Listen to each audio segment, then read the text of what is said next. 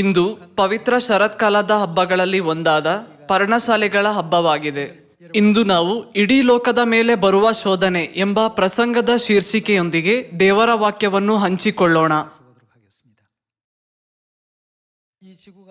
ಭೂಮಿಯ ಸೃಷ್ಟಿಯಿಂದ ಈ ದಿನಗಳಲ್ಲಿ ಲೋಕದ ಎಲ್ಲರ ಮೇಲೆ ಪರಿಣಾಮ ಬೀರುವ ಕೊರೋನಾ ವೈರಸ್ ರೀತಿ ದೊಡ್ಡ ಶೋಧನೆಯು ಎಂದಿಗೂ ಬಂದಿರಲಿಲ್ಲ ಎಂದು ಜನರು ಹೇಳುತ್ತಾರೆ.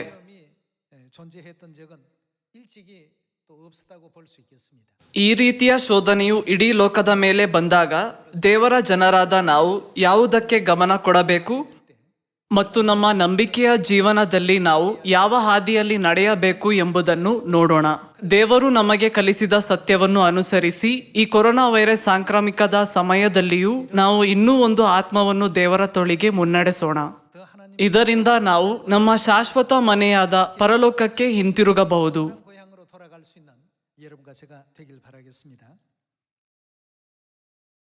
ಪ್ರಕಟಣೆ ಪುಸ್ತಕ ಅಧ್ಯಾಯ 3 ವಚನ 10ರಲ್ಲಿ ದೇವರ ವಾಕ್ಯವನ್ನು ನೋಡೋಣ. ನೀನು ನನ್ನ ಸಹನ ವಾಕ್ಯವನ್ನು ಕಾಪಾಡಿದ್ದರಿಂದ ಭೂನಿವಾಸಿಗಳನ್ನು ಪರೀಕ್ಷಿಸುವುದಕ್ಕಾಗಿ ಲೋಕದ ಮೇಲೆಲ್ಲ ಬರುವುದಕ್ಕಿರುವ ಶೋಧನೆಯ ಸಮಯದಲ್ಲಿ ನಿನ್ನನ್ನು ತಪ್ಪಿಸಿ ಕಾಪಾಡುವೆನು. ಬೇಗನೆ ಬರುತ್ತೇನೆ, ನಿನಗಿರುವುದನ್ನು ಹಿಡಿದುಕೊಂಡಿರು, ನಿನ್ನ ಜಯಮಾಲೆಯನ್ನು ಯಾರೂ ಅಪಹರಿಸಬಾರದು. ಯಾವನು ಜಯ ಹೊಂದುತ್ತಾನೋ ಅವನನ್ನು ನನ್ನ ದೇವರ ಆಲಯದಲ್ಲಿ ಸ್ತಂಭವಾಗಿ ನಿಲ್ಲಿಸುವೆನು, ಅವನು ಇನ್ನು ಮುಂದೆ ಅದರೊಳಗಿಂದ ಹೋಗುವುದೇ ಇಲ್ಲ. ಇದಲ್ಲದೆ ನನ್ನ ದೇವರ ಹೆಸರನ್ನು, ನನ್ನ ದೇವರ ಬಳಿಯಿಂದ ಪರಲೋಕದೊಳಗಿಂದ ಇಳಿದು ಬರುವ ಹೊಸ ಯೆರೂಸಲೇಮ್ ಪಟ್ಟಣವೆಂಬ ನನ್ನ ದೇವರ ಪಟ್ಟಣದ ಹೆಸರನ್ನು, ನನ್ನ ಹೊಸ ಹೆಸರನ್ನು ಅವನ ಮೇಲೆ ಬರೆಯುವೆನು. ದೇವರಾತ್ಮನು ಸಭೆಗಳಿಗೆ ಹೇಳುವುದನ್ನು ಕಿವಿಯುಳ್ಳವನು ಕೇಳಲಿ. ಲೋಕದ ಮೇಲೆ ಬಂದಿರುವ ಈ ಪ್ರಸ್ತುತ ವಿಪತ್ತು ಇಡೀ ಲೋಕದಾದ್ಯಂತ ಎಲ್ಲ ಜನರು ಏಕಕಾಲದಲ್ಲಿ ಅನುಭವಿಸುತ್ತಿರುವ ಒಂದು ದೊಡ್ಡ ಶೋಧನೆಯಾಗಿದೆ. ಸತ್ಯವೇದದಲ್ಲಿ ಶೋಧನೆ ಎಂಬ ಪದವನ್ನು ಒಳಗೊಂಡಿರುವ ಅನೇಕ ವಚನಗಳಿವೆ ಮತ್ತು ನಾವು ಅದನ್ನು ನಮ್ಮ ನಂಬಿಕೆಯ ಜೀವನದಲ್ಲಿ ಬಹಳಷ್ಟು ಬಳಸುತ್ತೇವೆ. ಸತ್ಯವೇದದ ದಾಖಲೆಗಳಲ್ಲಿ ಚೇತರಿಸಿಕೊಳ್ಳುವ ಮತ್ತು ಶೋಧನೆಯ ಸಮಯವನ್ನು ಜಯಿಸುವವರ ಬಗ್ಗೆ ದೇವರು ಏನು ಹೇಳುತ್ತಾರೆ? ಅವರನ್ನು ನನ್ನ ದೇವರ ಆಲಯದಲ್ಲಿ ಸ್ತಂಭವಾಗಿ ನಿಲ್ಲಿಸುವೆನು. ಜಯ ಹೊಂದುವವರು ದೇವರ ಆಲಯದಲ್ಲಿ ಸ್ತಂಭವಾಗಿ ನಿಲ್ಲುವರು ಮತ್ತು ಪರಲೋಕದೊಳಗಿಂದ ಇಳಿದು ಬರುವ ಹೊಸ ಯೆರೂಸಲೇಮ್ ಹೆಸರನ್ನು, ಕ್ರಿಸ್ತನ ಹೊಸ ಹೆಸರನ್ನು ಹೊಂದುವರು.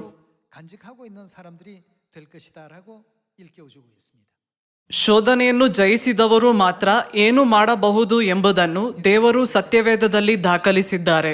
ನಾವು ಇಂದು ನಡೆಯುತ್ತಿರುವ ಸುವಾರ್ತೆಯ ಹಾದಿಯನ್ನು 3500 ವರ್ಷಗಳ ಹಿಂದೆ ಮೋಶೆಯ ಕಾಲದಲ್ಲಿ ಅರಣ್ಯದಲ್ಲಿ 40 ವರ್ಷಗಳ ಪ್ರಯಾಣದ ಸಮಯದಲ್ಲಿ ಇಸ್ರಾಯೇಲ್ಯರು ಅನುಭವಿಸಿದ ಶೋಧನೆ ಮತ್ತು ಪರೀಕ್ಷೆಗೆ ಹೋಲಿಸಲಾಗಿದೆ.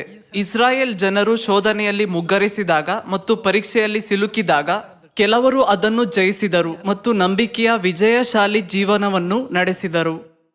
ಇಸ್ರಾಯೇಲ್ಯರ 40 ವರ್ಷಗಳ ಅರಣ್ಯದ ಪ್ರಯಾಣವನ್ನು ನಮ್ಮ ನಂಬಿಕೆಯ ಅರಣ್ಯದ ಪ್ರಯಾಣಕ್ಕೆ ಹೋಲಿಸಬಹುದು. ಪ್ರವಾದನೆ ಮತ್ತು ಅದರ ನೆರವೇರಿಕೆಯ ನಡುವಿನ ಸಂಬಂಧವನ್ನು ಇಲ್ಲಿ ಸಂಪೂರ್ಣವಾಗಿ ನಾವು ಅರ್ಥ ಮಾಡಿಕೊಳ್ಳಬಹುದು. ಅರಣ್ಯದಲ್ಲಿ ಕಳೆದ 40 ವರ್ಷಗಳಲ್ಲಿ ಇಸ್ರಾಯೇಲ್ಯರು ಎದುರಿಸಿದ ಪ್ರತಿಯೊಂದು ಸಂದರ್ಭವೂ ಒಂದು ಶೋಧನೆ ಮತ್ತು ಪರೀಕ್ಷೆಯಾಗಿದೆ. ದೇವರು ಕೆಲವೊಮ್ಮೆ ಇಸ್ರಾಯೇಲ್ಯರನ್ನು ತಗ್ಗಿಸಿದರು, ಕೆಲವೊಮ್ಮೆ ಅವರನ್ನು ಉನ್ನತಕ್ಕೇರಿಸಿದರು, ಕೆಲವೊಮ್ಮೆ ಅವರಿಗೆ ಹಸಿವಾಗುವಂತೆ ಮಾಡಿದರು ಮತ್ತು ಕೆಲವೊಮ್ಮೆ ಹೇರಳವಾದ ಆಹಾರವನ್ನು ಒದಗಿಸಿದರು.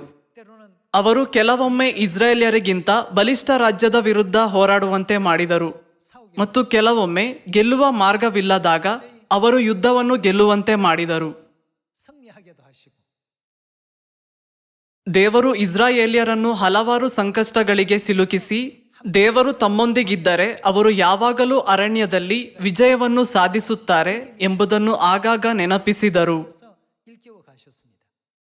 ಅವರು ದೇವರ ವಾಕ್ಯಕ್ಕೆ ವಿಧೇಯರಾಗುವವರೆಗೂ ಅವರು ಖಂಡಿತವಾಗಿಯೂ ವಾಗ್ದಾನ ಮಾಡಿದ ಕಾನಾನ್ ದೇಶವನ್ನು ಪ್ರವೇಶಿಸುತ್ತಾರೆ ಎಂದು ದೇವರು ಅನೇಕ ಶೋಧನೆಗಳ ಮೂಲಕ ಅವರಿಗೆ ನಿರಂತರವಾಗಿ ಕಲಿಸಿದರು. ಈಗ 3500 ವರ್ಷಗಳ ಹಿಂದಿನ ಇತಿಹಾಸಕ್ಕೆ ಹೋಗೋಣ. ನಾವು ಪರಲೋಕಕ್ಕೆ ಹೋಗುವ ದಾರಿಯಲ್ಲಿ ನಂಬಿಕೆಯ ಅರಣ್ಯದಲ್ಲಿ ನಡೆಯುತ್ತಿರುವಾಗ ನಾವು ಕೊರೋನಾ ವೈರಸ್ ಮತ್ತು ಜೀವನದ ಆತಂಕಗಳಂತಹ ಅನೇಕ ಶೋಧನೆಗಳನ್ನು ಎದುರಿಸುತ್ತೇವೆ. 자식들이 천국으로 가는 길에 있어서 우리가 만날 수 있는 상황이라고 볼 수 있겠습니다. ನಮಗೆ ನೀಡಲಾಗಿರುವ ಪ್ರತಿಯೊಂದು ಸಂದರ್ಭವು ನಾವು ಜಯಿಸಲು ಕೊಡಲಾದ ಒಂದು ಪರೀಕ್ಷೆ ಮತ್ತು ಶೋಧನೆಯಾಗಿದೆ ಎಂದು ಸತ್ಯವೇದ ಹೇಳುತ್ತದೆ. ಧರ್ಮೋಪದೇಶ ಕಾಂಡ ಅಧ್ಯಾಯ 8 ವಚನ 1ರಲ್ಲಿರುವ ಬೋಧನೆಯನ್ನು ನೋಡೋಣ. ಅದು ಹೀಗೆ ಹೇಳುತ್ತದೆ, ನಾನು ಈಗ ನಿಮಗೆ ಬೋಧಿಸುವ ಧರ್ಮೋಪದೇಶವನ್ನೆಲ್ಲ ನೀವು ಅನುಸರಿಸಬೇಕು. ಅನುಸರಿಸಿದರೆ ನೀವು ಬದುಕಿಕೊಂಡು ಹೆಚ್ಚಿ ಯೆಹೋವನು ನಿಮ್ಮ ಪಿತೃಗಳಿಗೆ ಪ್ರಮಾಣ ರೂಪವಾಗಿ ಕೊಟ್ಟ ದೇಶವನ್ನು ಸೇರಿ ಸ್ವಾಧೀನ ಮಾಡಿಕೊಳ್ಳುವಿರಿ. ನಿಮ್ಮ ದೇವರಾದ ಯೆಹೋವನು ನಿಮ್ಮನ್ನು ಈ 40 ವರ್ಷ ಅರಣ್ಯದಲ್ಲಿ ನಡೆಸಿದ್ದನ್ನು ನೀವು ತನ್ನ ಆಜ್ಞೆಗಳನ್ನು ಕೈಗೊಳ್ಳುವವರೋ ಅಲ್ಲವೋ ಎಂದು ತಿಳಿದುಕೊಳ್ಳುವುದಕ್ಕೆ ನಿಮ್ಮನ್ನು ಕಷ್ಟಕ್ಕೆ ಒಳಪಡಿಸಿ ನಿಮ್ಮ ಮನೋಭಾವವನ್ನು ಪರೀಕ್ಷಿಸಿದ್ದನ್ನು ನೆನಪಿಗೆ ತಂದುಕೊಳ್ಳಿರಿ. ಮನುಷ್ಯರು ಆಹಾರ ಮಾತ್ರದಿಂದಲ್ಲ, ಯೆಹೋವನ ಬಾಯಿಂದ ಹೊರಡುವ ಪ್ರತಿಯೊಂದು ಮಾತಿನಿಂದಲೂ ಬದುಕುತ್ತಾರೆಂಬುದು ನಿಮಗೆ ತಿಳಿಯುವಂತೆ ಆತನು ನಿಮ್ಮನ್ನು ಕಷ್ಟಕ್ಕೆ ಒಳಪಡಿಸಿ ಹಸಿವೆಯಿಂದ ಬಳಲಿಸಿ ನಿಮಗೂ ನಿಮ್ಮ ಪೂರ್ವಿಕರಿಗೂ ಗೊತ್ತಿಲ್ಲದ ಮನ್ನವನ್ನು ಕೊಟ್ಟು ಪೋಷಿಸಿದನು. ಈ 40 ವರ್ಷ ನಿಮ್ಮ ಮೈಮೇಲಿದ್ದ ಉಡುಪು ಜೀರ್ಣವಾಗಲಿಲ್ಲ, ನಿಮ್ಮ ಕಾಲುಗಳು ಬಾತು ಹೋಗಲಿಲ್ಲ. ತಂದೆ ಮಗನನ್ನು ಹೇಗೋ ಹಾಗೆಯೇ ನಿಮ್ಮ ದೇವರಾದ ಯೆಹೋವನು ನಿಮ್ಮನ್ನು ಶಿಕ್ಷಿಸುತ್ತಾ ಬಂದನೆಂಬುದನ್ನು ನೀವು ಆಲೋಚಿಸಿಕೊಂಡು ಆತನ ಆಜ್ಞೆಗಳನ್ನು ಅನುಸರಿಸುವವರಾಗಿ ಆತನು ಹೇಳಿದ ಮಾರ್ಗದಲ್ಲೇ ನಡೆದು ಆತನಲ್ಲಿ ಭಯಭಕ್ತಿಯುಳ್ಳವರಾಗಿರಬೇಕು. ನಿಮ್ಮ ದೇವರಾದ ಯೆಹೋವನು ಉತ್ತಮ ದೇಶಕ್ಕೆ ನಿಮ್ಮನ್ನು ಸೇರಿಸುತ್ತಾನೆ. ಆ ದೇಶದ ಹಳ್ಳಗಳಲ್ಲಿ ನೀರು ಯಾವಾಗಲೂ ಹರಿಯುತ್ತದೆ ಮತ್ತು ತಗ್ಗುಗಳಲ್ಲಾಗಲಿ ಗುಡ್ಡಗಳಲ್ಲಾಗಲಿ ಎಲ್ಲ ಕಡೆಯೂ ಬಾವಿಗಳಲ್ಲಿಯೂ ಬುಗ್ಗೆಗಳಿಂದಲೂ ನೀರು ಉಕ್ಕುತ್ತದೆ. ಆ ದೇಶದಲ್ಲಿ ಗೋಧಿ, ಜವೆಗೋಧಿ, ದ್ರಾಕ್ಷೆ, ಅಂಜೂರ, ದಾಳಿಂಬ ಇವುಗಳು ಬೆಳೆಯುತ್ತವೆ. ಎಣ್ಣೆ ಮರಗಳು, ಜೇನು ಸಿಕ್ಕುತ್ತವೆ. ಅಲ್ಲಿ ನೀವು ದುರ್ಭಿಕ್ಷವನ್ನೇ ಕಾಣದೆ ಸಮೃದ್ಧಿಯಾಗಿ ಉಂಡು ಯಾವ ಕೊರತೆಯೂ ಇಲ್ಲದೆ ಇರುವಿರಿ. ಆ ದೇಶದಲ್ಲಿ ಕಬ್ಬಿಣದ ಕಲ್ಲು ಸಿಕ್ಕುತ್ತದೆ. ಅಲ್ಲಿಯ ಬೆಟ್ಟಗಳಲ್ಲಿ ತಾಮ್ರದ ಗಣಿಗಳುಂಟು. ನೀವು ಹೊಟ್ಟೆ ತುಂಬ ಉಂಡು ಸುಖದಿಂದಿರುವಾಗ ನಿಮ್ಮ ದೇವರಾದ ಯೆಹೋವನು ನಿಮಗೆ ಉತ್ತಮ ದೇಶವನ್ನು ಕೊಟ್ಟದ್ದಕ್ಕಾಗಿ ಆತನನ್ನು ಸ್ತುತಿಸಬೇಕು. ಧರ್ಮೋಪದೇಶ ಕಾಂಡ ಅಧ್ಯಾಯ 8ರ ಪ್ರಕಾರ ಇಸ್ರಾಯೇಲ್ಯರು 40 ವರ್ಷಗಳು ಅರಣ್ಯದಲ್ಲಿದ್ದ ಪ್ರತಿಯೊಂದು ಕ್ಷಣದಲ್ಲೂ ದೇವರು ಅವರಿಗೆ ಸರಣಿ ಸನ್ನಿವೇಶಗಳನ್ನು ಕೊಟ್ಟರು. ವಚನ 3ರಲ್ಲಿ ನಿಮ್ಮನ್ನು ಕಷ್ಟಕ್ಕೆ ಒಳಪಡಿಸಿ ಎಂದು ಬರೆದಿದೆ. ಅವರನ್ನು ಕಷ್ಟಕ್ಕೆ ಒಳಪಡಿಸುವ ಪರಿಸ್ಥಿತಿಯನ್ನು ಕೊಡಲಾಯಿತು. ಹಸಿವೆಯಿಂದ ಬಳಲಿಸಿ ಎಂದು ಬರೆದಿರುವಂತೆ ಅವರು ಹಸಿವೆಯಿಂದ ಬಳಲುವ ಪರಿಸ್ಥಿತಿಯಲ್ಲಿ ಹಾಕಲ್ಪಟ್ಟರು. ನಿಮಗೂ ನಿಮ್ಮ ಪೂರ್ವಿಕರಿಗೂ ಗೊತ್ತಿಲ್ಲದ ಮನ್ನವನ್ನು ಕೊಟ್ಟು ಪೋಷಿಸಿದರು ಎಂದು ಬರೆದಿರುವಂತೆ ದೇವರು ಅವರಿಗೆ ಮನ್ನವನ್ನು ಕೊಟ್ಟು ಪೋಷಿಸುವ ಪರಿಸ್ಥಿತಿಯಲ್ಲಿ ಹಾಕಿದರು. 40 ವರ್ಷ ಅವರ ಮೈಮೇಲಿದ್ದ ಉಡುಪು ಜೀರ್ಣವಾಗದ ಪರಿಸ್ಥಿತಿಯಲ್ಲಿ ಅವರನ್ನು ಹಾಕಿದರು. ಹಾಗಾಗಿ ಅವರು ತಮ್ಮ ಬಟ್ಟೆಗಳನ್ನು ಸರಿಪಡಿಸುವ ಅಥವಾ ಹೊಸ ಬಟ್ಟೆಗಳನ್ನು ಸಿದ್ಧ ಮಾಡುವ ಅಗತ್ಯವಿರಲಿಲ್ಲ. 40 ವರ್ಷಗಳ ಅರಣ್ಯದ ಎಲ್ಲ ಸನ್ನಿವೇಶಗಳು ಪರೀಕ್ಷೆಗಳ ಸರಣಿಯಾಗಿದ್ದವು. ಕೆಲವು ಜನರಿಗೆ ಈ ಪರಿಸ್ಥಿತಿ ಅಹಿತಕರವಾಗಿತ್ತು, ಇನ್ನು ಕೆಲವರಿಗೆ ಆ ಪರಿಸ್ಥಿತಿ ಅಹಿತಕರವಾಗಿತ್ತು, ಇನ್ನು ಕೆಲವರಿಗೆ ಇನ್ನೊಂದು ಪರಿಸ್ಥಿತಿ ಅಹಿತಕರವಾಗಿತ್ತು. ಬೇರೆ ಕೆಲವು ಸಂದರ್ಭಗಳಲ್ಲಿ ದೇವರು ಅವರಿಗೆ ಹೇರಳವಾಗಿ ಒದಗಿಸಿದರು. ಅವರಿಗೆ ಬಹಳ ಹೆಚ್ಚಾಗಿ ಅಥವಾ ಬಹಳ ಕಡಿಮೆಯಾಗಿ ನೀಡಲಿಲ್ಲ. ಕೆಲವೊಮ್ಮೆ ಅವರ ಪರಿಸ್ಥಿತಿಗಳು ಅಹಿತಕರವಾಗಿದ್ದವು. ಬೇರೆ ಸಂದರ್ಭಗಳಲ್ಲಿ ಅವರ ಪರಿಸ್ಥಿತಿಗಳು ಬಹಳ ಆರಾಮದಾಯಕವಾಗಿದ್ದವು. ಇಡೀ ಲೋಕದ ಮೇಲೆ ಬರುವ ಶೋಧನೆಗಳ ಮಧ್ಯೆ ನಾವು ಈಗ ಅದೇ ಪರಿಸ್ಥಿತಿಯಲ್ಲಿದ್ದೇವೆ ಎಂದು ನಾವು ಅರ್ಥ ಮಾಡಿಕೊಳ್ಳಬೇಕು. ಆದ್ದರಿಂದ ನಾವು ಪ್ರವಾದನೆಯ ಭಾಗವಾಗಿರುವ ಶೋಧನೆಯನ್ನು ಜಯಿಸಬೇಕು. ನಾವು ಕೊರೋನಾ ವೈರಸ್ ಅನ್ನು ಕೇವಲ ವೈದ್ಯಕೀಯ ಸಂಕಟವೆಂದು ಪರಿಗಣಿಸಬಾರದು. ಇಂತಹ ಶೋಧನೆಯು ಇಡೀ ಲೋಕದ ಮೇಲೆ ಬರುತ್ತದೆ ಎಂದು ದೇವರು ತಿಳಿಸಿದ್ದರಿಂದ ದೇವರು 40 ವರ್ಷಗಳು ಮರುಭೂಮಿಯಲ್ಲಿ ತಮ್ಮ ಜನರನ್ನು ವಿವಿಧ ಸನ್ನಿವೇಶಗಳಲ್ಲಿ ಇರಿಸುವ ಮೂಲಕ ಅವರಿಗೆ ಏನನ್ನು ಕಲಿಸಲು ಬಯಸುತ್ತಿದ್ದರು ಎಂದು ನಾವು ಯೋಚಿಸಬೇಕು. ದೇವರು ಕೆಲವೊಮ್ಮೆ ಅವರನ್ನು ಕಷ್ಟಕ್ಕೆ ಒಳಪಡಿಸಿದರು, ಕೆಲವೊಮ್ಮೆ ಅವರು ಹಸಿವೆಯಿಂದ ಬಳಲುವಂತೆ ಮಾಡಿದರು, ಇನ್ನು ಕೆಲವೊಮ್ಮೆ ಅವರಿಗೆ ಹೇರಳವಾಗಿ ಮನ್ನವನ್ನು ಕೊಟ್ಟು ಪೋಷಿಸಿದರು. ಇಸ್ರಾಯೇಲ್ಯರು ಮನ್ನ ತಿಂದರು, ಆದರೆ ಅವರೆಲ್ಲರೂ ಸಾಯಲಿಲ್ಲವೇ? ಏಕೆಂದರೆ ಮನುಷ್ಯನು ರೊಟ್ಟಿ ತಿಂದ ಮಾತ್ರದಿಂದ ಬದುಕುವುದಿಲ್ಲ. ಮಾನವ ಕುಲವು ಅವರ ಹೊಟ್ಟೆಯನ್ನು ತುಂಬುವ ಆಹಾರದಿಂದ ಮಾತ್ರ ಬದುಕಲು ಸಾಧ್ಯವಾಗದ ಕಾರಣ ಅವರು ಬದುಕಲು ದೇವರ ವಾಕ್ಯವಾದ ಆಧ್ಯಾತ್ಮಿಕ ಆಹಾರವು ಸಂಪೂರ್ಣವಾಗಿ ಅಗತ್ಯವಾಗಿದೆ. ಇಸ್ರಾಯೇಲ್ಯರು ಈ ಪಾಠವನ್ನು ಗ್ರಹಿಸಿಕೊಳ್ಳಲು ಮತ್ತು ಕಲಿಯಲು ದೇವರು ಅವರಿಗೆ ದಿನನಿತ್ಯದ ಆಹಾರವನ್ನು ಒದಗಿಸುವುದು ಅಥವಾ ಬಾಯಾರಿದ ಮತ್ತು ನೀರಿಲ್ಲದ ಸ್ಥಳಗಳಿಗೆ ಅವರನ್ನು ಮುನ್ನಡೆಸುವುದು ಮುಂತಾದ ವಿವಿಧ ಸನ್ನಿವೇಶಗಳನ್ನು ಉಂಟು ಮಾಡಿದರು. ಈ ಕಾರಣದಿಂದಲೇ ಸತ್ಯವೇದವು ನೀವು ತನ್ನ ಆಜ್ಞೆಗಳನ್ನು ಕೈಕೊಳ್ಳುವವರೋ ಅಲ್ಲವೋ ಎಂದು ತಿಳಿದುಕೊಂಡು ನಿಮ್ಮ ಮನೋಭಾವವನ್ನು ಪರೀಕ್ಷಿಸಿದರು ಎಂದು ಹೇಳುತ್ತದೆ. 1 ಪೇತ್ರನು ಅಧ್ಯಾಯ 5 ನೋಡಿದಾಗ ಸೈತಾನನು ಗರ್ಜಿಸುವ ಸಿಂಹದೋಪಾದಿಯಲ್ಲಿ ಯಾರನ್ನು ನುಂಗಲಿ ಎಂದು ಹುಡುಕುತ್ತಾ ತಿರುಗುತ್ತಿರುವ ಪರಿಸ್ಥಿತಿಯಲ್ಲಿ ನಾವು ಇಂದು ಇದ್ದೇವೆ ಎಂದು ಬರೆಯಲಾಗಿದೆ. 1 ಪೇತ್ರನು ಅಧ್ಯಾಯ 5ರಲ್ಲಿ ನಂಬಿಕೆಯ ಬಗ್ಗೆ ಒತ್ತಿ ಹೇಳಲಾಗಿದೆ. ನಂಬಿಕೆಯಲ್ಲಿ ದೃಢವಾಗಿದ್ದು ಅವನನ್ನು ಎದುರಿಸಿರಿ ಎಂದು ಹೇಳಲಾಗಿದೆ. ನಂಬಿಕೆಯಲ್ಲಿ ದೃಢವಾಗಿ ನಿಲ್ಲಲು ನೀವು ಪ್ರಸಂಗ ಪುಸ್ತಕಗಳಿಂದ ಬೋಧಿಸುವುದನ್ನು ಅಭ್ಯಸಿಸಿದಿರಿ ಮತ್ತು ಈಗ ನಿಮ್ಮ ಪರಿಚಯಸ್ಥರು ಮತ್ತು ಕುಟುಂಬಗಳಿಗೆ ಆನ್ಲೈನ್ನಲ್ಲಿ ಬೋಧಿಸುತ್ತಿದ್ದೀರಿ. ದೇವರ ವಾಕ್ಯ ಕಲಿಯುವುದನ್ನು ನೀವು ನಿರ್ಲಕ್ಷಿಸದಂತೆ ನಿಮ್ಮಲ್ಲಿ ಪ್ರತಿಯೊಬ್ಬರೂ ಹೆಚ್ಚು ಪರಿಶ್ರಮ ಪಡುತ್ತಿದ್ದೀರಿ. ಇಡೀ ಲೋಕದ ಮೇಲೆ ಬರುವ ಶೋಧನೆಯ ಸಮಯದಲ್ಲಿ ವಿಜಯವನ್ನು ಗಳಿಸಲು ಪರಿಶ್ರಮ ಪಡುತ್ತಿದ್ದೀರಿ. ಕೆಲವು ದುರ್ಬಲ ಮತ್ತು ಅಪಕ್ವ ಸದಸ್ಯರು ದೇವರು ನಮಗೆ ವಿಶ್ರಾಂತಿ ನೀಡಲು ಈ ಪರಿಸ್ಥಿತಿಯಲ್ಲಿ ಇಟ್ಟಿದ್ದಾರೆ ಎಂದು ಯೋಚಿಸಿ ಈ ಪರಿಸ್ಥಿತಿಯನ್ನು ತಪ್ಪಾಗಿ ಅರ್ಥ ಮಾಡಿಕೊಳ್ಳಬಹುದು. ಸದಸ್ಯರೇ, ಪ್ರಕಟಣೆ ಅಧ್ಯಾಯ 2:10 ದೇವರು ಹೀಗೆ ಹೇಳಿದರು, ನೀನು ಸಾಯಬೇಕಾದರೂ ನಂಬಿಗಸ್ತನಾಗಿರು, ನಾನು ನಿನಗೆ ಜೀವವೆಂಬ ಜಯಮಾಲೆಯನ್ನು ಕೊಡುವೆನು. ನಾವು ಸುಲಭವಾದ ಮತ್ತು ಆರಾಮದಾಯಕ ಜೀವನವನ್ನು ನಡೆಸುತ್ತಿದ್ದರೆ ನಮ್ಮ ಆತ್ಮಗಳು ಅಪಾಯದಲ್ಲಿದೆ ಎಂದು ನಾವು ತಿಳಿದುಕೊಳ್ಳಬೇಕು. 그래서 ಪರ್ಣಶಾಲೆಗಳ ಹಬ್ಬದ ಈ ಬೋಧನೆಯ ವಾರದಲ್ಲಿ ನಾವು ಮುಖಾಮುಖಿಯಾಗಿ ಸಂಧಿಸುವ ನಮ್ಮ ಪರಿಚಯಸ್ಥರಿಗೆ ಮತ್ತು ಸ್ನೇಹಿತರಿಗೆ ಬೋಧಿಸೋಣ. 만날 수 없는 상황 ಎಷ್ಟಾದರೂ ನಾವು ಅವರನ್ನು ವೈಯಕ್ತಿಕವಾಗಿ ಭೇಟಿಯಾಗಲು ಸಾಧ್ಯವಾಗದಿದ್ದರೆ ನಾವು ಈ ಸುವಾರ್ತೆಯನ್ನು ನಮ್ಮ ಕುಟುಂಬಗಳು, ಸ್ನೇಹಿತರು ಮತ್ತು ಪರಿಚಯಸ್ಥರಿಗೆ ಆನ್ಲೈನ್ ಮೂಲಕ ಬೋಧಿಸಬಹುದು. ನಾವು ಹೇಗೆ ಸಹಿಸಿಕೊಳ್ಳುತ್ತೇವೆ ಮತ್ತು ಹೇಗೆ ಜಯಿಸುತ್ತೇವೆ ಎಂಬುದನ್ನು ಪರೀಕ್ಷಿಸಲು ದೇವರು ಯಾವಾಗಲೂ ನಮ್ಮನ್ನು ಕೆಲವು ಕಷ್ಟಕರ ಪರಿಸ್ಥಿತಿಗಳಲ್ಲಿರುವಂತೆ ಮಾಡುತ್ತಾರೆ. ದೇವರು ಮೊದಲಿನಿಂದಲೂ ಇಸ್ರಾಯೇಲ್ಯರನ್ನು ಹೇರಳವಾದ ನೀರು ಇರುವ ಸ್ಥಳಕ್ಕೆ ಕರೆದೊಯ್ದಿದ್ದರೆ ನೀರು ಇಲ್ಲ ಎಂದು ಅವರು ದೂರು ನೀಡುತ್ತಿರಲಿಲ್ಲ. ಆತನು ಅವರನ್ನು ಸಾಕಷ್ಟು ಆಹಾರವಿರುವ ಸ್ಥಳಕ್ಕೆ ಕರೆದೊಯ್ದಿದ್ದರೆ ತಿನ್ನಲು ಆಹಾರವಿಲ್ಲ ಎಂದು ಅವರು ದೂರು ನೀಡುತ್ತಿರಲಿಲ್ಲ.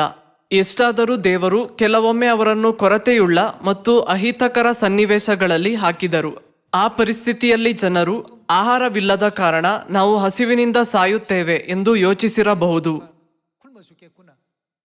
ಅವರು ಬಹಳ ಹತಾಶರಾಗಿದ್ದರು. ಆ ಸಮಯದಲ್ಲಿ ಅವರು ದೂರು ನೀಡುತ್ತಾ ಗೊಣಗುಟ್ಟಿದರು. 형이 터지고 ಸದಸ್ಯರೇ, ಇಡೀ ಲೋಕದ ಮೇಲೆ ಶೋಧನೆ ಬಂದರೂ ಸಹ ಈ ಪರ್ಣಶಾಲೆಗಳ ಹಬ್ಬದ ಬೋಧನೆಯ ವಾರದ ಮೂಲಕ 주어진다 할지라도 ನಾವು ನಮ್ಮನ್ನು ಆಧ್ಯಾತ್ಮಿಕ ಆಹಾರವಾದ ದೇವರ ವಾಕ್ಯದಿಂದ ತುಂಬಿಸಿ ನಮ್ಮ ದೇವರನ್ನು ಮಾತ್ರ ಗೌರವಿಸಿ ಪರಲೋಕ ರಾಜ್ಯದ ಕಡೆಗೆ ನಡೆಯಬೇಕು. 나아갈 수 있는 우리 모두가 되셔야 되겠습니다. ಇದು ಅರಣ್ಯದ ಜೀವನದಿಂದ ನಾವು ಕಲಿಯಬೇಕಾದ ಪಾಠವಾಗಿದೆ. 볼 수 있겠습니다. 계시록 ಪ್ರಕಟಣೆ ಅಧ್ಯಾಯ 3ರಲ್ಲಿ ಹೀಗೆ ಹೇಳಲಾಗಿದೆ, ಭೂನಿವಾಸಿಗಳನ್ನು ಪರೀಕ್ಷಿಸಲು ಇಡೀ ಲೋಕದ ಮೇಲೆ ಶೋಧನೆ ಬರಲಿದೆ. ಯಾವುದೇ ಪರಿಸ್ಥಿತಿ ಇರಲಿ, ನಾವು ದೇವರನ್ನು ಬಿಡಬಾರದು ಅಥವಾ ಅವರ ವಾಕ್ಯವನ್ನು ಮರೆಯಬಾರದು.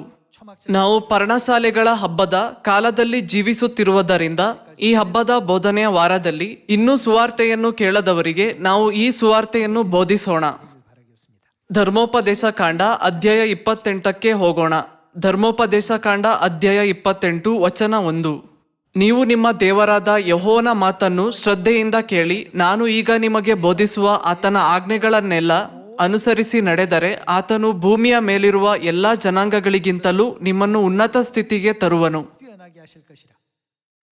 내가 ನಿಮ್ಮ ದೇವರಾದ ಯೆಹೋವನ ಮಾತಿಗೆ ಕಿವಿಗೊಟ್ಟು ನಡೆದರೆ ಈ ಶುಭಗಳೆಲ್ಲ ನಿಮಗೆ ಪ್ರಾಪ್ತವಾಗುವವು. ಯಾವವೆಂದರೆ ನಿಮಗೆ ಊರಲ್ಲಿಯೂ ಅಡವಿಯಲ್ಲಿಯೂ ಶುಭ ಉಂಟಾಗುವುದು. 받을 것이며 내 몸 ನಿಮ್ಮ ಸಂತಾನ ವ್ಯವಸಾಯಗಳಿಗೂ ದನಕುರಿ ಮುಂತಾದ ಪಶುಗಳಿಗೂ ಶುಭ ಉಂಟಾಗುವುದು. 새끼가 복을 받을 ನಿಮ್ಮ ಪುಟ್ಟಿಗಳಿಗೂ ಕೊಣವಿಗೆಗಳಿಗೂ ಶುಭ ಉಂಟಾಗುವುದು.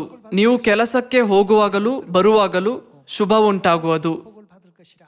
ಇಲ್ಲಿಯೂ ಸಹ ದೇವರ ಮಾತಿಗೆ ಕಿವಿಗೊಟ್ಟು ನಡೆದರೆ ಎಂದು ಬರೆದಿದೆ. 년이라고 했는데 순종한 ದೇವರ ವಾಕ್ಯಕ್ಕೆ ಕಿವಿಗೊಟ್ಟು ನಡೆಯುವುದು ಎಂದರೆ ಯಾವುದೇ ಸಂದರ್ಭದಲ್ಲಿಯೂ ದೇವರ ವಾಕ್ಯವನ್ನು ಸಂಪೂರ್ಣವಾಗಿ ಅನುಸರಿಸುವುದು ಎಂದರ್ಥ ಅಲ್ಲವೇ? ಇದು ಚಾರೆಪ್ತ ಊರಿನಲ್ಲಿದ್ದ ಒಬ್ಬ ವಿಧವೆಯ ರೀತಿಯಾಗಿದೆ. ಅವಳು ತನಗಾಗಿ ಮತ್ತು ತನ್ನ ಮಗನಿಗಾಗಿ ಕೊನೆಯ ಊಟವನ್ನು ಮಾತ್ರ ಹೊಂದಿದ್ದಳು. ನಂತರ ಅವರು ಹಸಿವಿನಿಂದ ಸಾಯಲಿದ್ದರು, ಏಕೆಂದರೆ ಅವರ ಬಳಿ ಹೆಚ್ಚಿನ ಆಹಾರವಿರಲಿಲ್ಲ. ಎಷ್ಟಾದರೂ ಎಲಿಯನು ಬಂದು ನನಗೋಸ್ಕರ ಒಂದು ತುಂಡು ರೊಟ್ಟಿಯನ್ನು ತೆಗೆದುಕೊಂಡು ಬಾ ಎಂದು ಹೇಳಿದನು. ತನ್ನ ಮಗನೊಂದಿಗೆ ಕೊನೆಯ ಊಟ ಮಾಡಿದ ನಂತರ ತನ್ನ ಜೀವನವನ್ನು ಕೊನೆಗೊಳಿಸಲು ಅವಳು ಸಿದ್ಧಳಾಗಿದ್ದಳು. ಅವರ ಕೊನೆಯ ಆಹಾರವನ್ನು ಅವನಿಗಾಗಿ ತರಲು ಹೇಳಿದಾಗ ಇದು ಚಾರೆಪ್ತಾ ಊರಿನಲ್ಲಿದ್ದ ವಿಧವೆಗೆ ಬಹಳ ದೊಡ್ಡ ಪರೀಕ್ಷೆಯಾಗಿತ್ತು. ಇದು ಅವಳ ನಂಬಿಕೆಯ ನಿಜವಾದ ಪರೀಕ್ಷೆಯಾಗಿತ್ತು. ಅವನ ಕೋರಿಕೆಯನ್ನು ಪಾಲಿಸಿ ಆತನಿಗೆ ಊಟವನ್ನು ಕೊಟ್ಟ ಪರಿಣಾಮವಾಗಿ 물들이 자라날 수 있는 상황이 ಬೆಳೆಗಳು ಬೆಳೆಯುವ ಸಮಯ ಬರುವವರೆಗೂ ಮಡಿಕೆಯಲ್ಲಿದ್ದ ಹಿಟ್ಟು ತೀರಲಿಲ್ಲ, ಮೊಗೆಯಲ್ಲಿದ್ದ ಎಣ್ಣೆಯು ಮುಗಿದು ಹೋಗಲಿಲ್ಲ. 끊이지 않는 ಅವಳು ಅನುಗ್ರಹದ ಆಶೀರ್ವಾದವನ್ನು ಸ್ವೀಕರಿಸಿದಳು ಅಲ್ಲವೇ? ನಮ್ಮ ಸುತ್ತ ನಡೆಯುತ್ತಿರುವ ಎಲ್ಲಾ ಸನ್ನಿವೇಶಗಳು ಶೋಧನೆಗಳಾಗಿವೆ.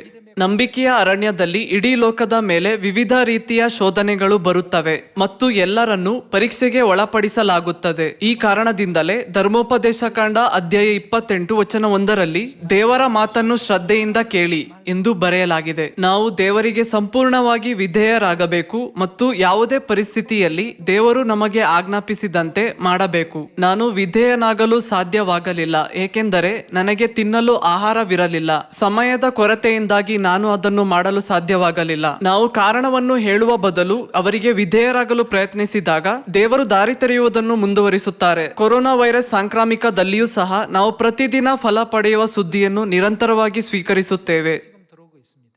ಇದು ಸಾಧ್ಯ ಎಂದು ಯೋಚಿಸುವವರ ಮತ್ತು ಇದು ಸಾಧ್ಯವಿಲ್ಲ ಎಂದು ಯೋಚಿಸುವವರ ನಡುವೆ ಮತ್ತು ದೇವರ ವಾಕ್ಯವನ್ನು ಅಭ್ಯಸಿಸುವವರ ಮತ್ತು ಅಭ್ಯಸಿಸದವರ ನಡುವೆ 하지 못하는 사람 ದೇವರು ಒಂದು ಸನ್ನಿವೇಶವನ್ನು ಸೃಷ್ಟಿಸಿ ಅವರ ಮಾತಿಗೆ ಯಾರು ವಿಧೇಯರಾಗುತ್ತಾರೆ ಮತ್ತು ಯಾರು ವಿಧೇಯರಾಗುವುದಿಲ್ಲ ಎಂಬುದನ್ನು ಗಮನಿಸುತ್ತಾರೆ. 지켜보고 계십니다. ಪರ್ಣಶಾಲೆಗಳ ಹಬ್ಬದ ಬೋಧನಾ ವಾರದಲ್ಲಿ ನಾವು ಹೇರಳವಾದ ಒಳ್ಳೆಯ ಫಲಗಳನ್ನು ಪಡೆಯೋಣ.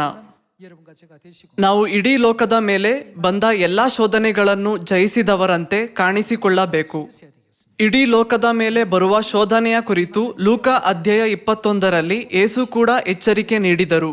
경고하신 ಲೂಕ ಅಧ್ಯಾಯ 21 ವಚನ 34 ನೋಡೋಣ. 34절의 말씀 함께 보겠습니다. ನಿಮ್ಮ ವಿಷಯದಲ್ಲಿ ಜಾಗರೂಕರಾಗಿರ್ರಿ. ಜಾಗರೂಕರಾಗಿರದಿದ್ದರೆ ಏನಾಗುತ್ತದೆ? 술 취함과 ಅತಿ ಭೋಜನದ ಮದಡಿನಿಂದಲೂ ಅಮಲಿನಿಂದಲೂ ಮತ್ತು ಬೇರೆ ಯಾವುದರಿಂದ ನಿಮ್ಮ ಹೃದಯಗಳು ಭಾರವಾಗುತ್ತವೆ? 둔해진다고 했어요. ಪ್ರಪಂಚದ ಚಿಂತೆಗಳಿಂದಲೂ ನಿಮ್ಮ ಹೃದಯಗಳು ಭಾರವಾಗಿರಲಾಗಿ ಆ ದಿನವು ನಿಮ್ಮ ಮೇಲೆ ಉರ್ಲಿನಂತೆ ಫಕ್ಕನೆ ಬಂದೀತು.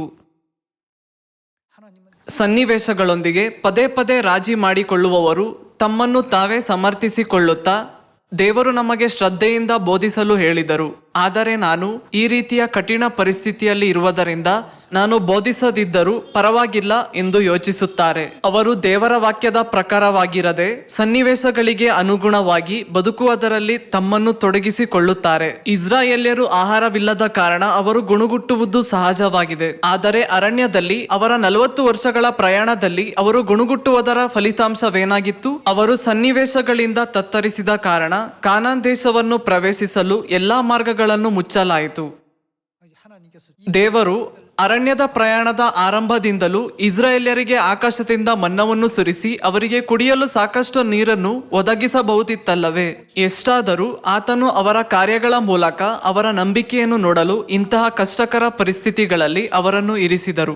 ಈ ರೀತಿ ಅವರು ನಂಬಿಕೆಯುಳ್ಳವರನ್ನು ನಂಬಿಕೆ ಇಲ್ಲದವರಿಂದ ಬೇರ್ಪಡಿಸಿದರು. ದೇವರು 32,000 ಇಸ್ರಾಯೇಲ್ಯರಿಂದ 300 ಯೋಧರನ್ನು ಬೇರ್ಪಡಿಸಿ ಗಿದ್ಯೋನನ ಸೈನ್ಯದ ಗಾತ್ರವನ್ನು ಕ್ರಮೇಣ ಕಡಿಮೆ ಮಾಡಿದಂತೆ ಅವರು ಇಸ್ರಾಯೇಲ್ಯರನ್ನು ಅರಣ್ಯದಲ್ಲಿ ಬೇರ್ಪಡಿಸಿದರು. ಭಯದಿಂದ ನಡುಗುವವನು ಹಿಂದಕ್ಕೆ ಹೋಗಬಹುದು ಎಂದು ಜನರಿಗೆ ಹೇಳಲು ದೇವರು ಗಿದ್ಯೋನನಿಗೆ ಹೇಳಿದರು. ಆದ್ದರಿಂದ 22,000 ಮಂದಿ ಹಿಂತಿರುಗಿದರು. ಆಗ ದೇವರು ಗಿದ್ಯೋನನಿಗೆ, ನೀನು ಅವರನ್ನು ಹಳ್ಳಕ್ಕೆ ಕರೆದುಕೊಂಡು ಹೋಗು ಅಂದರು. ಅವರು ಹೇಗೆ ನೀರು ಕುಡಿಯುತ್ತಾರೆ ಎಂದು ನೋಡಿ ದೇವರು ಅವರ ಮನಸ್ಥಿತಿಯನ್ನು ನಿರ್ಣಯಿಸಿದರು. ಆದ್ದರಿಂದ ಯೇಸು, ನಿಮ್ಮ ವಿಷಯದಲ್ಲಿ ಜಾಗರೂಕರಾಗಿರ್ರಿ. ಜಾಗರೂಕರಾಗಿರದಿದ್ದರೆ ಏನಾಗುತ್ತದೆ? ಅತಿ ಭೋಜನದ ಮದಡಿನಿಂದಲೂ ಅಮಲಿನಿಂದಲೂ ಪ್ರಪಂಚದ ಚಿಂತೆಗಳಿಂದಲೂ ನಿಮ್ಮ ಹೃದಯಗಳು ಭಾರವಾಗಿರಲಾಗಿ ಆ ದಿವಸವು ನಿಮ್ಮ ಮೇಲೆ ಉರ್ಲಿನಂತೆ ಫಕ್ಕನೆ ಬಂದೀತು. ವಚನ 35ರೊಂದಿಗೆ ಮುಂದುವರಿಸೋಣ. ಆ ದಿವಸವು ಭೂನಿವಾಸಿಗಳೆಲ್ಲರ ಮೇಲೆ ಬರುವುದು, ಆದರೆ ಬರುವುದಕ್ಕಿರುವ ಇವೆಲ್ಲವುಗಳೊಳಗಿಂದ ತಪ್ಪಿಸಿಕೊಳ್ಳುವುದಕ್ಕೂ ಮನುಷ್ಯಕುಮಾರನ ಮುಂದೆ ನಿಂತುಕೊಳ್ಳುವುದಕ್ಕೂ ನೀವು ಪೂರ್ಣ ಶಕ್ತರಾಗುವಂತೆ ಎಲ್ಲಾ ಕಾಲದಲ್ಲಿಯೂ ದೇವರಿಗೆ ವಿಜ್ಞಾಪನೆ ಮಾಡಿಕೊಳ್ಳುತ್ತಾ ಎಚ್ಚರವಾಗಿರ್ರಿ ಅಂದನು. ನಮಗೆ ನೀಡಿರುವ ಪ್ರತಿಯೊಂದು ಸನ್ನಿವೇಶವು ನಮ್ಮ ನಂಬಿಕೆಯನ್ನು ಪರೀಕ್ಷಿಸಲು ಕೊಡಲಾಗಿದೆ ಎಂಬುದನ್ನು ನೆನಪಿಟ್ಟುಕೊಳ್ಳೋಣ. ಯೋಹಾನ ಅಧ್ಯಾಯ 13 ವಚನ 7 ನೋಡೋಣ. ಅದಕ್ಕೆ ಯೇಸು, ನಾನು ಮಾಡುವುದು ಈಗ ನಿನಗೆ ತಿಳಿಯುವುದಿಲ್ಲ, ಇನ್ನು ಮೇಲೆ ನಿನಗೆ ತಿಳಿಯುವುದು ಅಂದನು. 너가 이제는 알지 못하나 이후에는 알리라 하고 했습니다. ನಾನು ಇದನ್ನು ಹೇಳಿದ ಕಾರಣ ಇನ್ನು ಮೇಲೆ ನಿಮಗೆ ಖಂಡಿತ ತಿಳಿಯುವುದು ಎಂದು ಯೇಸು ಹೇಳಿದರು.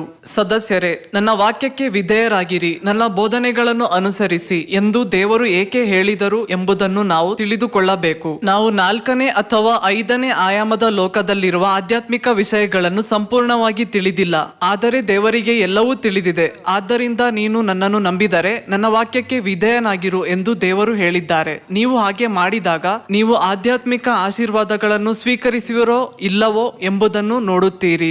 ಇಡೀ ಲೋಕವು ಈಗ ಕೊರೋನಾ ವೈರಸ್ ಎಂಬ ಮಹಾ ಸಂಕಟವನ್ನು ಅನುಭವಿಸುತ್ತಿದೆ. ನಮ್ಮ ದೈನಂದಿನ ಚಟುವಟಿಕೆಗಳನ್ನು ನಿರ್ಬಂಧಿಸಲಾಗಿದೆ ಮತ್ತು ನಾವು ಆರಾಧನೆಗೆ ಮುಕ್ತವಾಗಿ ಒಟ್ಟುಗೂಡಲು ಸಾಧ್ಯವಿಲ್ಲ. 이런 어떤 상황이 주어졌다고 해서 ಹಾಗಾದರೆ ನಾವು ಸಭೆಗೆ ಹೋಗುವುದನ್ನು ನಿರ್ಬಂಧಿಸಿರುವ ಈ ಪರಿಸ್ಥಿತಿಯಲ್ಲಿರುವ ಕಾರಣ ನಾವು ದೇವರ ವಾಕ್ಯದಿಂದ ದೂರ ಹೋದರೆ ಏನಾಗುತ್ತದೆ? ನಾವು ಈ ಎಲ್ಲ ಕಷ್ಟಗಳನ್ನು ಜಯಿಸಿ ನಂಬಿಕೆಯಲ್ಲಿ ದೃಢವಾಗಿ ನಿಲ್ಲಬೇಕು. ಆಧ್ಯಾತ್ಮಿಕವಾಗಿ ನಾವು ಬಹಳ ಅಪಾಯಕಾರಿ ಪರಿಸ್ಥಿತಿಯಲ್ಲಿದ್ದೇವೆ. ನಾವು ಏಕೆ ಈ ಪರಿಸ್ಥಿತಿಯಲ್ಲಿದ್ದೇವೆ? ಒಂದು ಪರಿಸ್ಥಿತಿಯ ಕಾರಣವನ್ನು ತಿಳಿದುಕೊಂಡು ಅದನ್ನು ಎದುರಿಸುವವರಿಗೆ ಯಾವುದೂ ಅಡ್ಡಿಯಾಗುವುದಿಲ್ಲ. ಆದರೆ ಒಂದು ಪರಿಸ್ಥಿತಿಯ ಹಿಂದಿನ ಕಾರಣವನ್ನು ತಿಳಿಯದವರಿಗೆ ಇದು ಒಂದು ಅಡಚಣೆ ಮತ್ತು ಒಂದು ನೆಪವಾಗುತ್ತದೆ. 에 대한 핑계를 댑니다. ಶೋಧನೆಯ ಪರೀಕ್ಷೆಯನ್ನು ಜಯಿಸಲು ವಿಫಲರಾದವರಿಗೆ ಪರಿಸ್ಥಿತಿಯನ್ನು ನೆಪವಾಗಿ ಬಳಸುವುದು ದುರ್ಬಲ ನಂಬಿಕೆಯ ಕೃತ್ಯವಾಗಿದೆ. 변명이라고 볼 수가 있겠죠. ಭವಿಷ್ಯದಲ್ಲಿ ನಾವು ಇನ್ನೂ ಭಯಂಕರವಾದದ್ದನ್ನು ಎದುರಿಸಬಹುದು. ಕೊರೋನಾ ವೈರಸ್ ಸಾಂಕ್ರಾಮಿಕದ ಸಮಯದಲ್ಲಿ ಬೋಧಿಸುವುದನ್ನು ನಿಲ್ಲಿಸಿ ಎಂದು ದೇವರು ಹೇಳಿದರೆ ನಾವು ನಿಲ್ಲಿಸಬೇಕಾಗುತ್ತದೆ. ಇಲ್ಲದಿದ್ದರೆ ನಾವು ಶ್ರದ್ಧೆಯಿಂದ ಬೋಧಿಸುವ ಮಾರ್ಗಗಳನ್ನು ಕಂಡುಕೊಳ್ಳಬೇಕು. ಯೋಹಾನ ಪುಸ್ತಕ ಅಧ್ಯಾಯ 13ರಲ್ಲಿ ಯೇಸು ಹೀಗಂದರು, ನಾನು ಮಾಡುವುದು ಈಗ ನಿನಗೆ ತಿಳಿಯುವುದಿಲ್ಲ, ಇನ್ನು ಮೇಲೆ ನಿನಗೆ ತಿಳಿಯುವುದು. 알게 될 것이다고 했습니다. ಮತ್ತಾಯ ಅಧ್ಯಾಯ 4ಕ್ಕೆ ಹೋಗೋಣ. ಮತ್ತಾಯ ಅಧ್ಯಾಯ 4 ವಚನ 1ರಲ್ಲಿ ಹೀಗೆ ಹೇಳಲಾಗಿದೆ, ಆಗ ಯೇಸು ಸೈತಾನನಿಂದ ಶೋಧಿಸಲ್ಪಡುವುದಕ್ಕಾಗಿ ಆತ್ಮನು ಆತನನ್ನು ಅಡವಿಗೆ ಒಯ್ದನು. ಆತನು 40 ದಿವಸ ಹಗಲಿರುಳು ಉಪವಾಸವಿದ್ದ ತರುವಾಯ ಆತನಿಗೆ ಹಸಿವಾಯಿತು.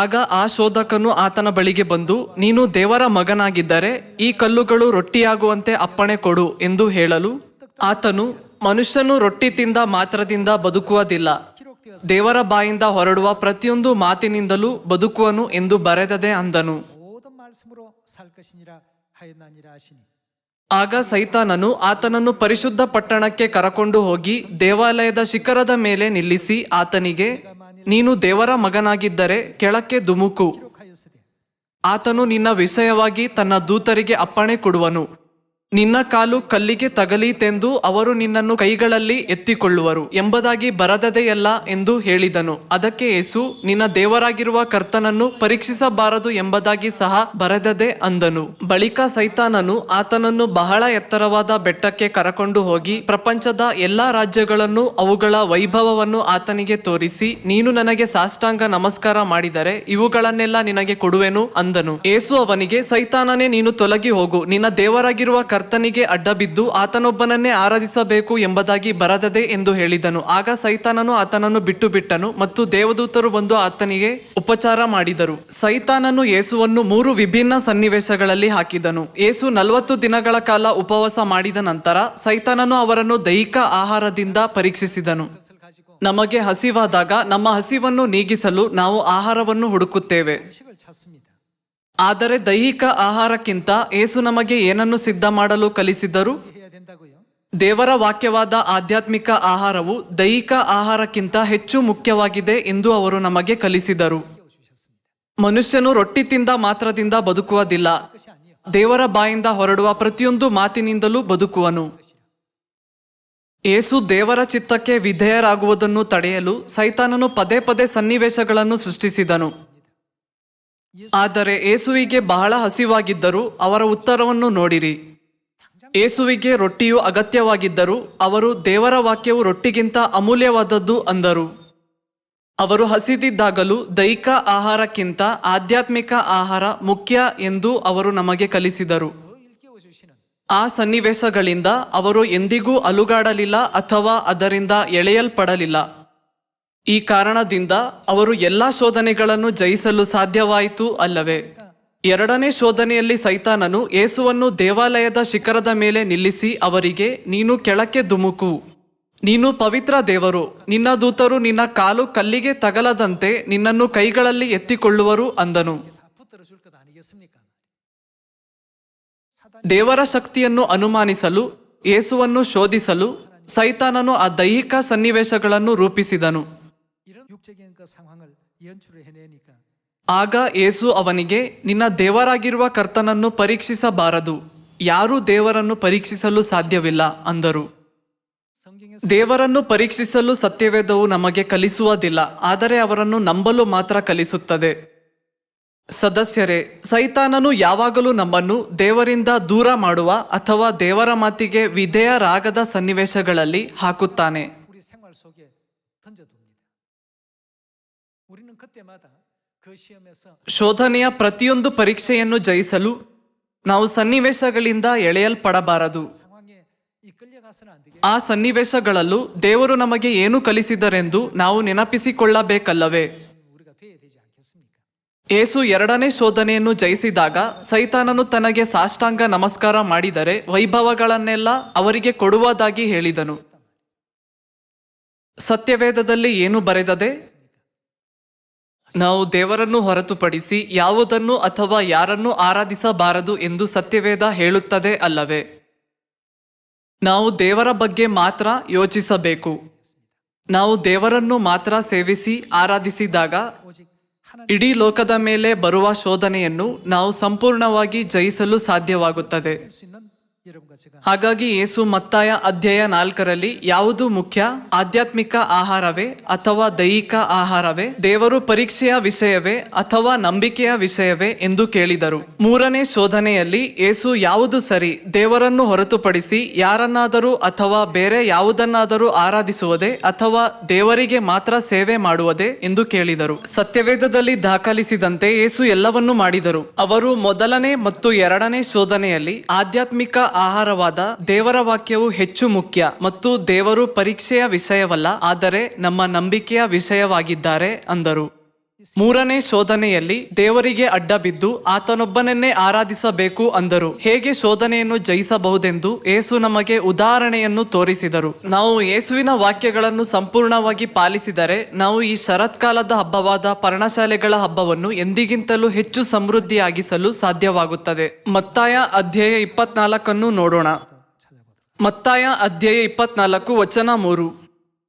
ಬಳಿಕ ಆತನು ಎಣ್ಣೆಯ ಮರಗಳ ಗುಡ್ಡದ ಮೇಲೆ ಕೂತಿದ್ದಾಗ ಶಿಷ್ಯರು ಆತನ ಬಳಿಗೆ ಪ್ರತ್ಯೇಕವಾಗಿ ಬಂದು, ಅದು ಯಾವಾಗ ಆಗುವುದು? ನೀನು ಪ್ರತ್ಯಕ್ಷನಾಗುವುದಕ್ಕೂ ಯುಗದ ಸಮಾಪ್ತಿಗೂ ಸೂಚನೆ ಏನು? ನಮಗೆ ಹೇಳು ಅನ್ನಲು 징조가 이사오리까 ಯೇಸು ಹೇಳಿದ ಉತ್ತರವನ್ನು ಗಮನ ಕೊಟ್ಟು ನೋಡೋಣ. ಯೇಸು ಅವರಿಗೆ ಉತ್ತರವಾಗಿ ಹೇಳಿದ್ದೇನೆಂದರೆ, ಯಾರಾದರೂ ನಿಮ್ಮನ್ನು ಮೋಸಗೊಳಿಸಾರು, ನೋಡಿಕೊಳ್ಳಿರಿ. ಇದನ್ನು ನಾವು ಗಮನಿಸಬೇಕು. ಎರಡನೆಯದಾಗಿ, ಸುಳ್ಳು ಕ್ರಿಸ್ತರಿಂದ ಮೋಸ ಹೋಗಬೇಡಿ ಎಂದು ಯೇಸು ನಮಗೆ ಎಚ್ಚರಿಕೆ ನೀಡಿದರು.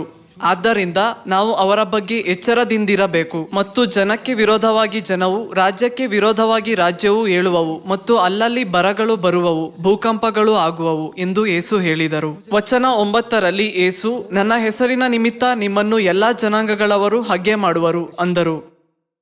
10절에 ವಚನ 10ರಲ್ಲಿ ಶೋಧನೆಗೆ ಒಳಗಾದವರ ಗುಣಲಕ್ಷಣಗಳನ್ನು ದಾಖಲಿಸಿದ್ದಾರೆ. ಅವರು, ಆಗ ಅನೇಕರು ಹಿಂಜರಿದು ಒಬ್ಬರನ್ನೊಬ್ಬರು ಹಿಡುಕೊಡುವರು, ಒಬ್ಬರ ಮೇಲೊಬ್ಬರು ದ್ವೇಷ ಮಾಡುವರು ಅಂದರು. ಅನೇಕರು ಒಬ್ಬರ ಮೇಲೊಬ್ಬರು ದ್ವೇಷ ಮಾಡುವರು. ನಾವು ಸತ್ಯದಲ್ಲಿ ಯಾರೊಂದಿಗಾದರೂ ದ್ವೇಷದ ಭಾವನೆ ಹೊಂದಿದ್ದರೆ ನಾವು ತಕ್ಷಣ ಆ ಭಾವನೆಗಳನ್ನು ತೊರೆಯಬೇಕು. ನಾನು ಈಗ ದೊಡ್ಡ ಪರೀಕ್ಷೆಯನ್ನು ಎದುರಿಸುತ್ತಿದ್ದೇನೆ ಎಂದು ನಾವು ಯೋಚಿಸಬೇಕು. ವಚನ 11ರೊಂದಿಗೆ ಮುಂದುವರಿಸೋಣ. ಬಹುಮಂದಿ ಸುಳ್ಳು ಪ್ರವಾದಿಗಳು ಸಹ ಎದ್ದು ಅನೇಕರನ್ನು ಮೋಸಗೊಳಿಸುವರು. ವಚನ 12. ಇದಲ್ಲದೆ ಅಧರ್ಮವು ಹೆಚ್ಚಾಗುವುದರಿಂದ ಬಹುಜನರ ಪ್ರೀತಿಯು ತಣ್ಣಗಾಗಿ ಹೋಗುವುದು. 13절에 ವಚನ 13.